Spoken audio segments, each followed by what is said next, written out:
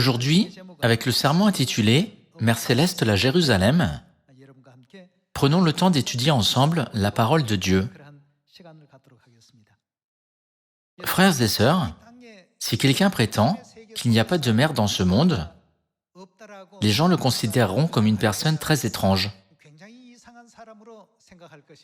Cependant, si quelqu'un dit « Il y a Dieu la mère qui existe dans le monde spirituel », il est considéré comme une personne très étrange et critiqué pour sa croyance en une doctrine étrange. N'est-ce pas ironique? Si un homme donnait une conférence et disait « Les mères n'existent pas dans ce monde », que penserait le public de ce conférencier? Il penserait qu'il y a quelque chose qui ne va pas chez lui et que cela ne vaut pas la peine d'écouter sa conférence.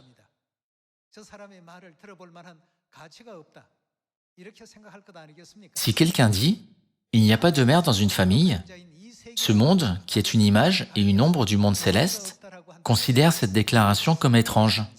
Cependant, ce monde dit qu'il est étrange si nous disons « Dieu la mère existe dans le royaume des cieux », qui est la réalité.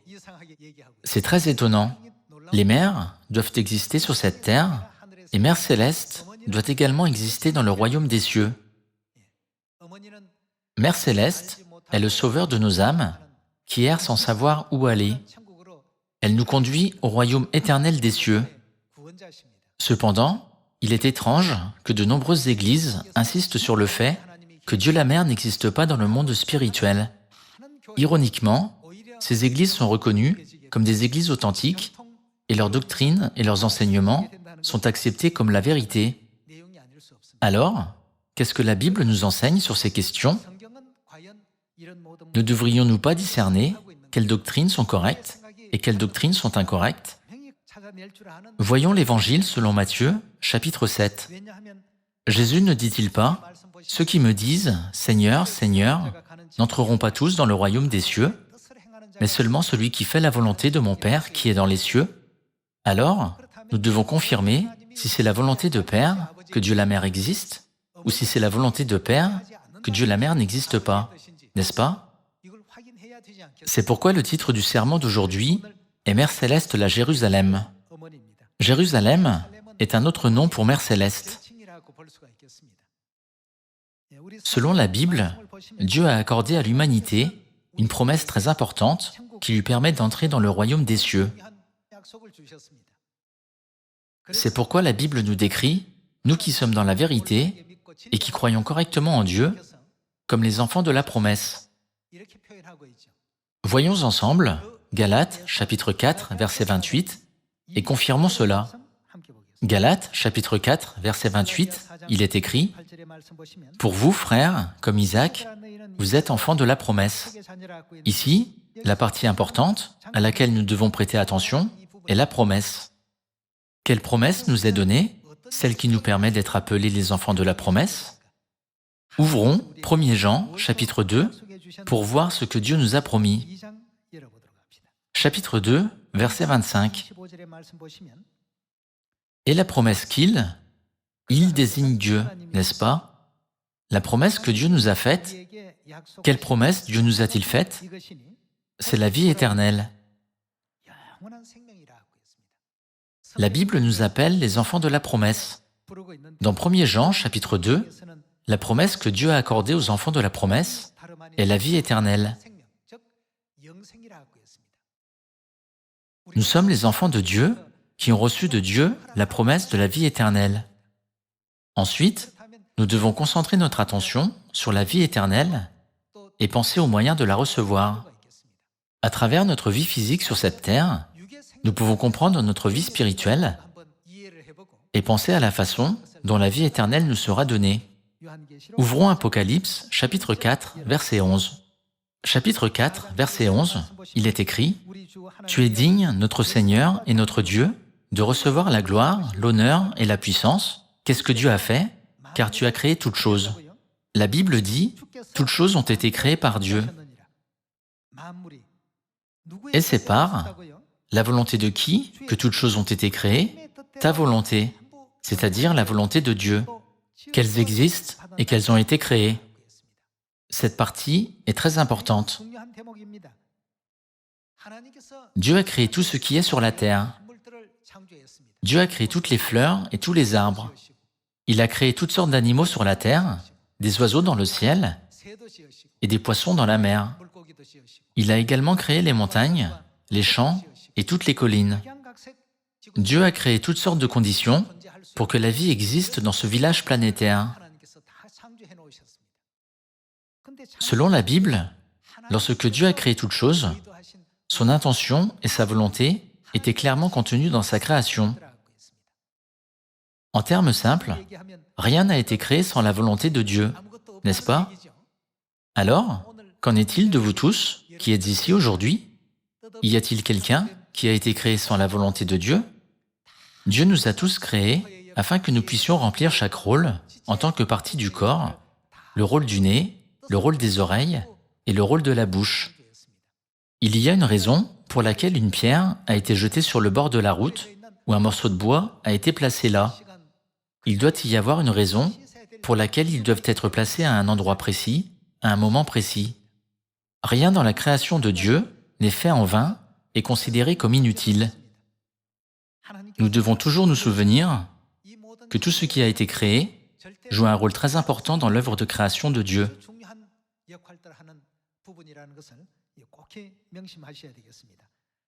Alors, parmi toute la création de Dieu, qui a-t-il créé pour que la vie soit héritée et transmise?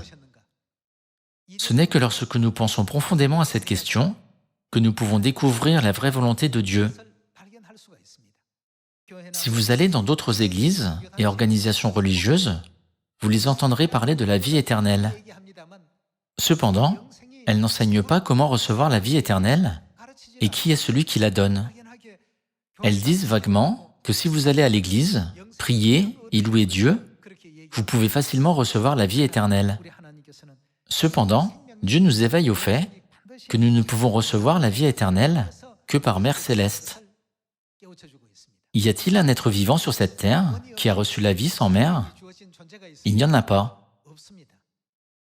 Frères et sœurs, pensons à un éphémère. On l'appelle éphémère puisqu'il ne vit qu'environ un jour. Il ne vit qu'un jour, puis il meurt.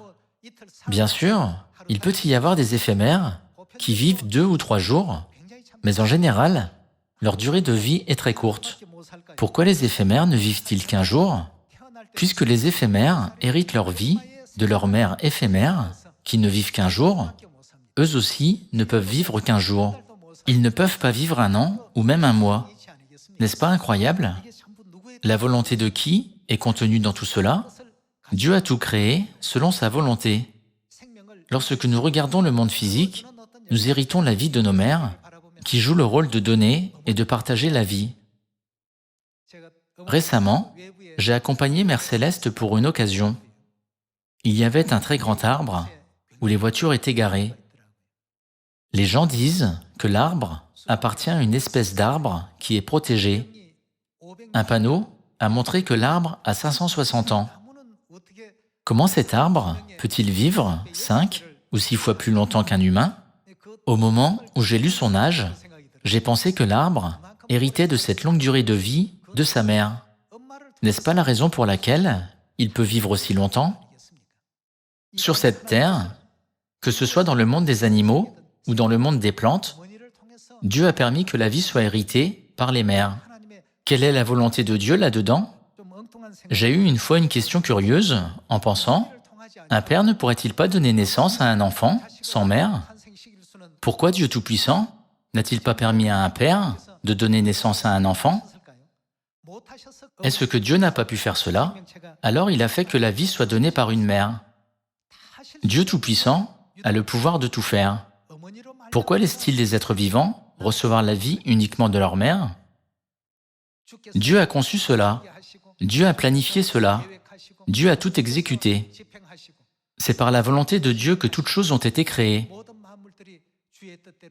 C'est ce que la Bible nous enseigne. Alors, quelle est la volonté de notre Père Céleste, qui a créé toute vie de cette manière? Pourquoi la vie est-elle héritée par les mères plutôt que par les pères?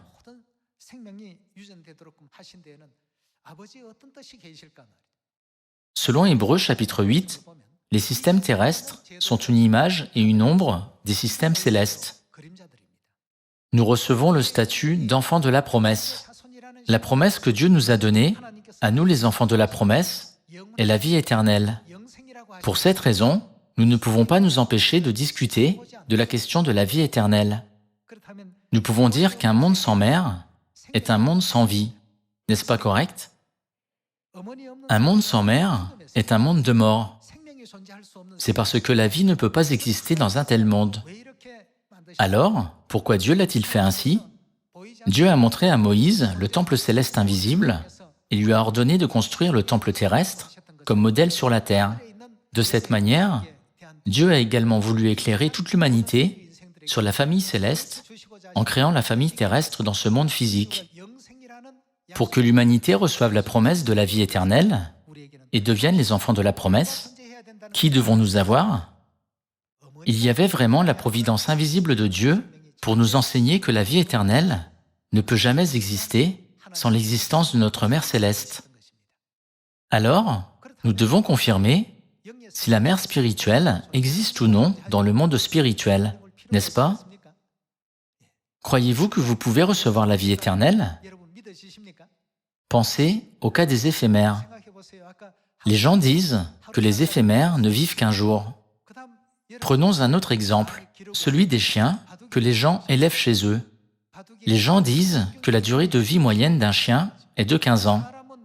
Les chiens peuvent penser, pourquoi les humains peuvent-ils vivre près de 100 ans alors que nous ne pouvons vivre que 15 ans? Ne seraient-ils pas très fâchés? Ils ne peuvent pas vivre 100 ans, même s'ils veulent vivre plus longtemps. Quelle en est la raison? Ils ont reçu les gènes de la vie de leur mère pour vivre seulement de cette durée. Si nous croyons absolument à la promesse de la vie éternelle écrite dans la Bible, quel genre de durée de vie notre Mère céleste doit-elle avoir? La vie éternelle ne peut jamais nous être donnée à moins que notre Mère céleste elle-même n'ait une durée de vie éternelle. Les éphémères ne vivent qu'un jour et les chiens vivent environ 15 ans. C'est parce qu'ils ont reçu ces gènes spécifiques de la vie de leur mère. Alors, pour que nous recevions les gènes de la vie éternelle et vivions éternellement, qui doit être notre Mère céleste? Mère céleste doit être Dieu, n'est-ce pas? Ce n'est que lorsqu'elle devient notre Mère céleste, qui a les gènes de la vie éternelle, que nous pouvons avoir l'assurance que nous pouvons hériter de la vie éternelle, n'est-ce pas? Lorsque nous comprendrons ce principe, nous pourrons clairement comprendre pourquoi Dieu la Mère doit exister. Sans Dieu la Mère, ni vous ni moi ne pouvons recevoir la vie éternelle. Lorsque Dieu a tout créé sur la terre, Dieu y a mis sa volonté. Puisque notre Mère céleste vit éternellement, elle doit être Dieu. Ensuite, nous devons soigneusement réfléchir pourquoi la Bible nous décrit comme faisant partie de la famille céleste. Pourquoi Dieu utilise le titre de Père et pourquoi il nous donne les titres de fils et de fille. Le titre de fils et de fille ne peut pas être donné sans raison. Le titre de père n'a pas été simplement inventé. Le titre de mère n'a pas été simplement inventé non plus. Dieu dit dans la Bible, « Mon peuple est détruit parce qu'il lui manque la connaissance. » Nous devons absolument faire tous les efforts possibles pour aller au royaume des cieux, où tous nos frères et sœurs de Sion pourront jouir de la vie éternelle et du bonheur éternel sur cette étoile-ci aujourd'hui et sur cette étoile-là demain avec notre Père céleste et notre Mère céleste.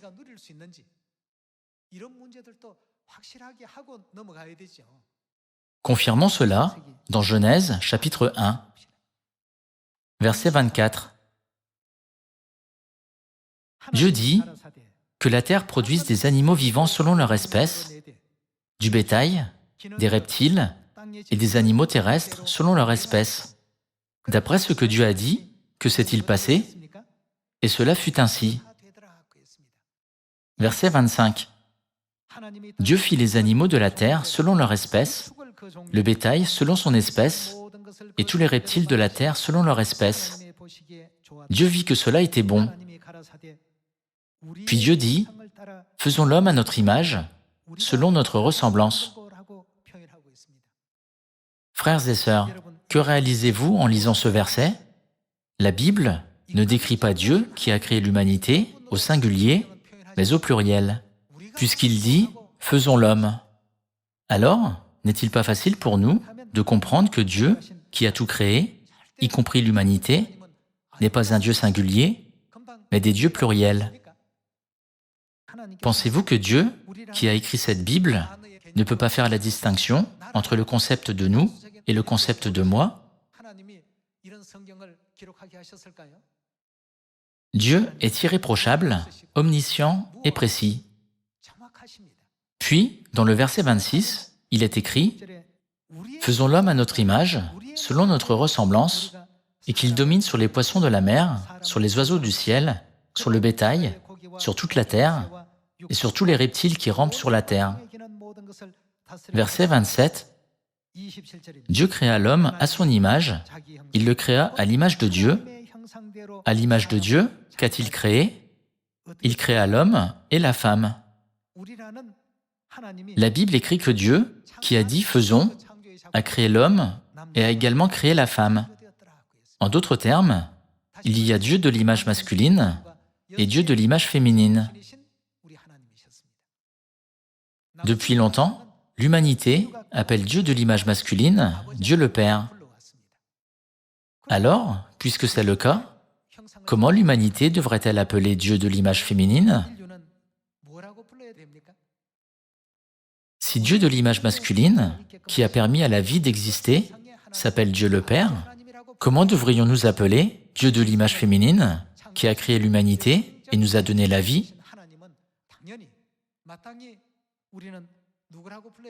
Nous devons l'appeler Dieu la Mère.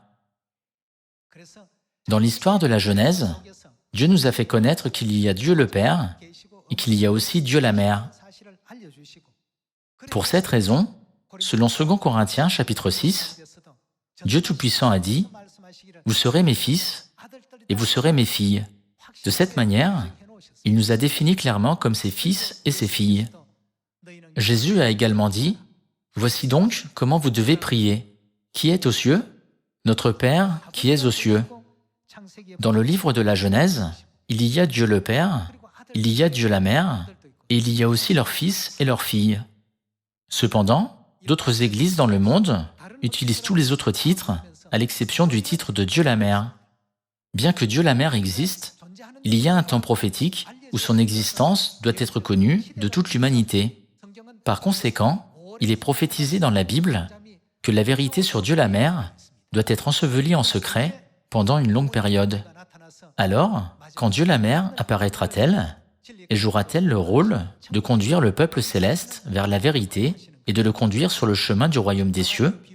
Le Christ venant pour la seconde fois, qui est comparé à Adam, et Mère Céleste, l'épouse de l'Esprit, qui est comparée à la femme d'Adam, Ève, apparaîtront en chair sur la terre dans les derniers jours et conduiront au salut les gens qui errent dans ce monde pécheur.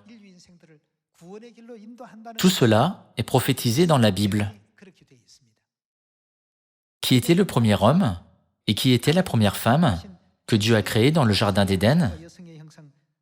Ils étaient Adam et Ève. Il est écrit que Dieu a tout créé selon sa volonté. Alors, Dieu aurait-il créé Adam sans sa volonté? Il doit y avoir une raison pour laquelle Dieu l'a créé. Qu'en est-il lorsque Dieu a créé Ève? De toute évidence, Dieu l'a également créé selon sa volonté. Voyons Romains chapitre 5, verset 14. Chapitre 5, verset 14. Cependant, la mort a régné depuis Adam jusqu'à Moïse, même sur ceux qui n'avaient pas péché par une transgression semblable à celle d'Adam, lequel est, qu'est-ce qu'Adam? La figure de celui qui devait venir. Dans Apocalypse chapitre 22, il est écrit comme suit. « Viens, Seigneur Jésus ». Celui qui devait venir représente Jésus. Si Adam a été créé pour représenter Jésus, Quelle est la volonté de Dieu en créant Ève, qui est la femme d'Adam? À ce propos, regardons Genèse chapitre 3 et trouvons la réponse. Verset 20, il est écrit « Adam donna à sa femme. » Quel nom Adam a-t-il donné à sa femme? Le nom d'Ève. Adam a donné à sa femme le nom d'Ève. Lorsque nous regardons la note en bas de page dans la Bible, Ève signifie dispensatrice de vie. Chaque nom a une signification. Pourquoi Adam a-t-il donné à sa femme le nom d'Ève, qui signifie dispensatrice de vie? Dieu aurait pu nommer Adam vie, n'est-ce pas? Au lieu de cela, le nom qui signifie vie a été donné à la femme d'Adam, Ève. Le rôle et la mission d'Ève sont cachés dans son nom.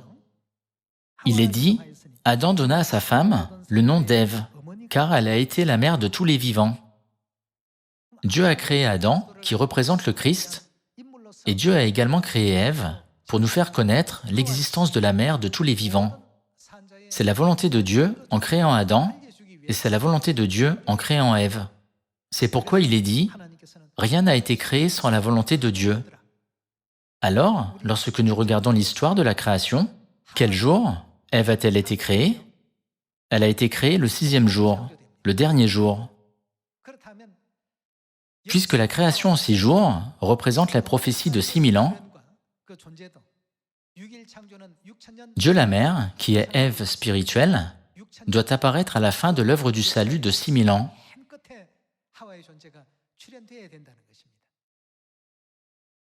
Ève a été créée pour donner la vie à toute l'humanité en tant que mère de tous les vivants. Passons à Apocalypse chapitre 19 pour confirmer et voir l'accomplissement de cette prophétie. De cette manière, la Bible nous enseigne clairement que nous avons Dieu la Mère. Cependant, en cette époque, en voyant, les gens ne la voient pas, et en entendant, ils ne l'entendent pas et ne la comprennent pas, comme la Bible l'a prophétisé. C'est une situation tellement pitoyable. Dans Apocalypse chapitre 19, verset 7, il est écrit « Réjouissons-nous, soyons dans l'allégresse et donnons-lui gloire, car les noces de l'agneau ne représente-t-il pas Jésus, sont venues. » Jésus était-il marié, physiquement ou spirituellement, lors de sa première venue? Cependant, lorsque nous regardons ce verset, écrit ici, la Bible dit clairement que le temps prophétique des noces de Christ, qui est l'agneau, est venu. Car les noces de l'agneau sont venues, son épouse, qu'a fait son épouse? Elle s'est préparée. Cela ne veut-il pas dire que l'épouse de l'agneau ne s'est pas préparée avant? Elle ne s'est pas préparée avant. Cependant, la Bible dit « Maintenant, sa femme se prépare ». Continuons avec le verset 8. « Et il lui a été donné de se revêtir d'un fin lin, éclatant, pur, car le fin lin, ce sont les œuvres justes des saints. » L'ange me dit « Écris, heureux ceux qui sont appelés au festin des noces de l'agneau. »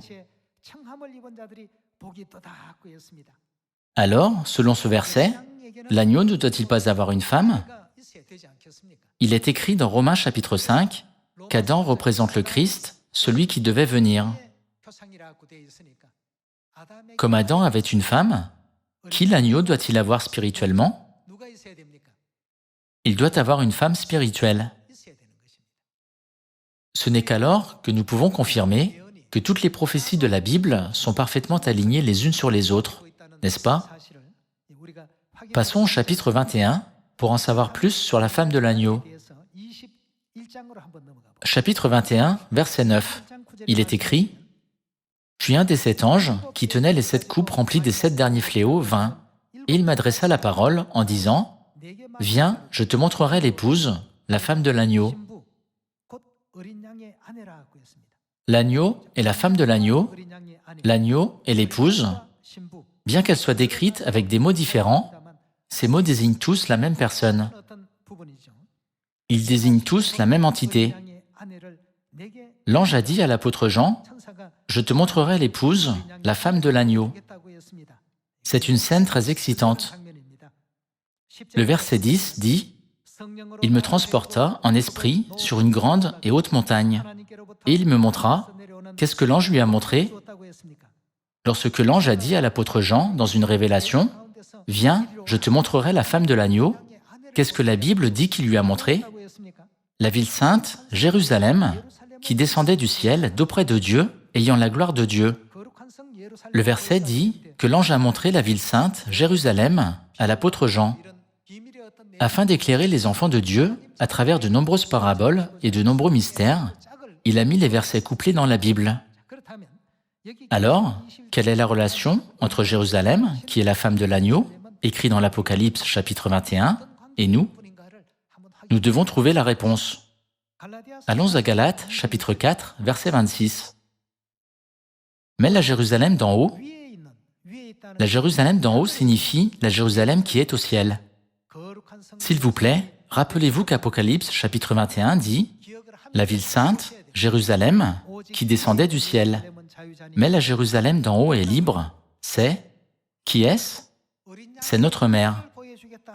L'ange a dit à l'apôtre Jean, « Je te montrerai la femme de l'agneau ». Et il lui a montré Jérusalem. Jérusalem est notre mère céleste. La femme de l'agneau est Dieu, notre mère céleste. Continuons avec le verset 27. Car il est écrit, « Réjouis-toi stérile, toi qui n'enfantes point, éclate et pousse des cris, toi qui n'as pas éprouvé les douleurs de l'enfantement, car les enfants de la délaissée seront plus nombreux que les enfants de celle qui était mariée. Pour vous, frères, comme Isaac, vous êtes, que sommes-nous? Enfants de la promesse. En d'autres termes, puisque la promesse est la vie éternelle, nous sommes des enfants qui ont reçu la promesse de la vie éternelle comme Isaac. Et de même qu'alors, celui qui était né selon la chair persécutait celui qui était né selon l'esprit, ainsi en est-il encore maintenant. Mais que dit l'Écriture? Chasse l'esclave et son fils, car le fils de l'esclave n'héritera pas avec le fils de la femme libre. C'est pourquoi, frères, nous ne sommes pas enfants de l'esclave, mais de la femme libre. La femme libre est notre Mère céleste, selon le verset 26. Ceux qui deviennent les enfants de Mère céleste deviennent les enfants de la promesse, qui peuvent recevoir la vie éternelle. La raison pour laquelle l'éphémère ne peut vivre qu'un jour n'est pas parce qu'il est paresseux ou parce qu'il néglige de manger des aliments sains. Si nous disons que nous sommes enfants de la promesse et que nous avons la vie éternelle, nous devons penser combien de vies notre Mère Céleste a-t-elle pour donner la vie éternelle à ses enfants? Disons que les chiens vivent environ 15 ans et que les éphémères vivent environ un jour. Supposons que l'espérance de vie humaine soit de 100 ans. Nous devons penser à ce qui détermine toutes ces durées de vie différentes. Nous ne pouvons pas prolonger notre durée de vie arbitrairement. C'est parce que tous les êtres vivants héritent leur vie de leur mère. Cependant, puisque Dieu nous a fait la promesse en disant « Je vous donnerai la vie éternelle », nous pouvons dire que notre Mère Céleste est certainement Dieu. Dieu confirme dans Genèse chapitre 1 que Mère Céleste est Dieu. Ne confirme-t-il pas également dans l'Apocalypse, par l'apôtre Jean, que Jérusalem est notre mère? Ce qui est décrit dans un autre verset, « La Jérusalem d'en haut est libre, c'est notre mère ». Frères et sœurs, nous faisons maintenant partie de la famille céleste. L'amour que Mère Céleste a toujours pour notre famille céleste ne peut pas être vu avec des yeux humains, ni touché, ni compris avec une compréhension humaine. Cependant, nous devons le réaliser. Il y a un auteur nommé Helen Keller qui a dit que la chose la plus précieuse au monde est ce que nous pouvons sentir, pas ce que nous pouvons voir ou toucher.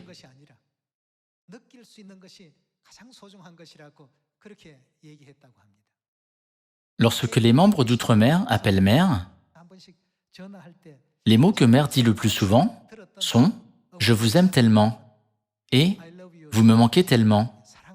Mère utilise ces expressions plusieurs fois.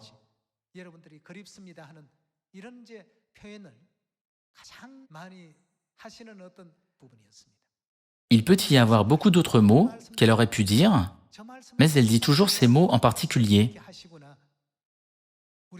Un poète coréen a dit « Il n'y a pas d'autre mot qui soit plus touchant que je vous aime et vous me manquez, même si ce sont les mots les plus courants. » C'était la conclusion après ses recherches. Y a-t-il un meilleur moyen d'exprimer son cœur que cela? Il ne pouvait pas trouver de meilleur moyen. Il a dit qu'il n'y avait pas de meilleure expression que de dire « je vous aime » ou « vous me manquez ». Mère n'oublie jamais de dire ces mots à ses enfants. Je pense que même si ces mots semblent ordinaires, ce sont les plus beaux mots qu'elle pourrait nous dire, à nous qu'elle a rêvé de voir.